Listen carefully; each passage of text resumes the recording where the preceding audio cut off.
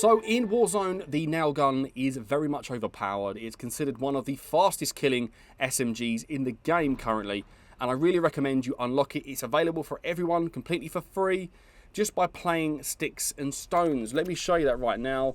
We're going to go back to the main menu, leave the lobby, and go down to party games and sticks and stones. Play sticks and stones for about an hour. You will unlock the nail gun. It's really straightforward. You need 5 kills with special weapons in 15 different games. Nice and straightforward, because in sticks and stones, all you have is a ballistic knife, tomahawks, and of course the crossbow. So each of those, actually only the ballistic knife and crossbow count, but kills with those weapons actually count towards this challenge. All you need is 5 per game. Nice and straightforward. Shouldn't take too long. But once you've got it unlocked, you can then work towards it looking gold, and here is how we do it. Here are the challenges. This weapon's considered a secondary.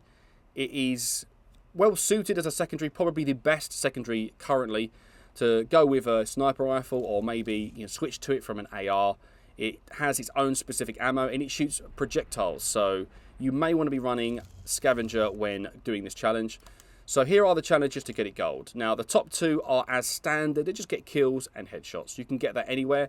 And to do that, we're going to be playing hardcore.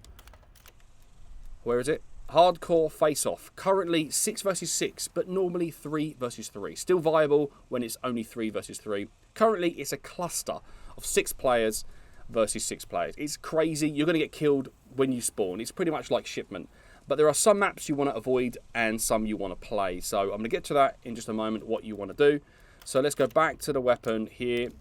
And here are the challenges. So 5 kills without dying 20 times. It's quite straightforward. You can get kills with equipment and other weapons in that life. It actually means just 5 kills in that life with that weapon. It can be kills with other things in between, but as long as you get 5 of them with this weapon, it will count towards this. You need 20 of them. This is one of the slower challenges for me because the weapon is pretty rubbish in hardcore, where you do need to play a specific way. I learnt it towards the end, and I'm going to show you that in a minute, and how to take full advantage of what this weapon does well. So the 5 kills without dying, you want to be playing specific maps to do that. And let me show you those maps right now. So you see these ones here with the red explanation marks? These maps are 3 versus 3 traditionally, and not available for most game modes. So we want to be playing Game Show and ICBM. Not sure what it stands for, but these 2 maps are the best maps to get most of these challenges done, and if you can avoid the rest, I would do so. So KGB is far too open. You can still get the 5 kills and just general kills. My advice is to skip that, or maybe back out of the lobby. The U-Bahn, this map on the trains, avoid it. Mansion as well. There is one area on this map, I'll cut to a clip here. You can camp this area here to get quite a lot of kills. You basically want to stick and use it like a shotgun. Get really close to players, as it's quite unforgiving at range because the projectiles travel so slowly. So just in this area here, if you do have to play Mansion, stick in this little area just here and do your best to get close range kills and the 5 kills without dying. And one last one, Amsterdam. Please avoid this map. Although I do enjoy it, it's rubbish for this projectile-based weapon. It's super slow at transferring pellets across the map, so please avoid Amsterdam as well. On Game Show, over here, you can, of course, run up and down these stairs on screen now. If you look away, they will respawn there. You can go back in and get a few more kills once again. This will not aid the close quarters kills, but it certainly will aid you getting a few in a row. Once you get 3 or 4, consider just sitting still with your arse in the corner and let other players run around you. I'm going to build a class for you in a moment, which will really be perfect for this game mode. Keep you off of their earpieces, of course, keeping you with dead silence and stuff, and ninja.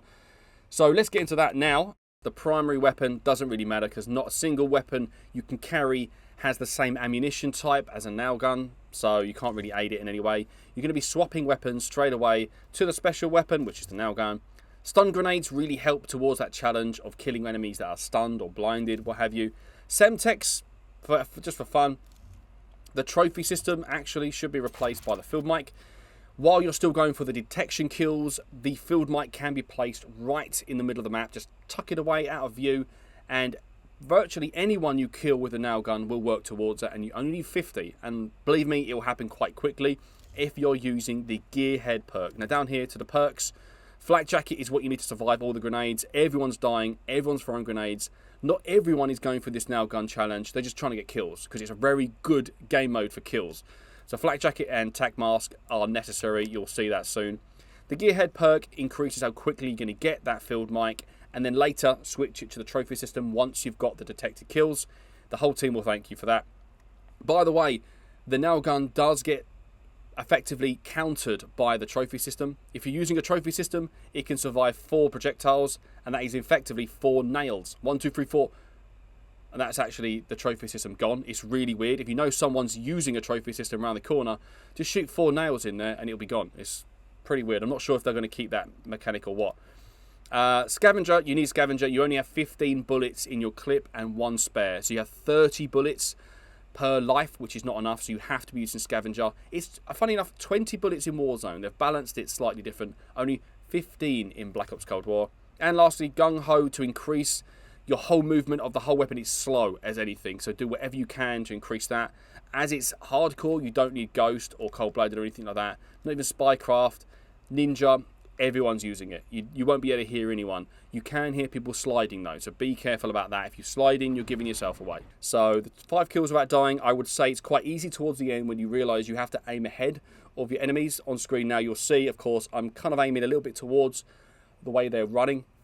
The projectiles are pretty slow, but the closer you are to an enemy, the more powerful this weapon is. It has a terrible sprint out time, really bad. So if you're sprinting around the map, sad times, you will probably be killed.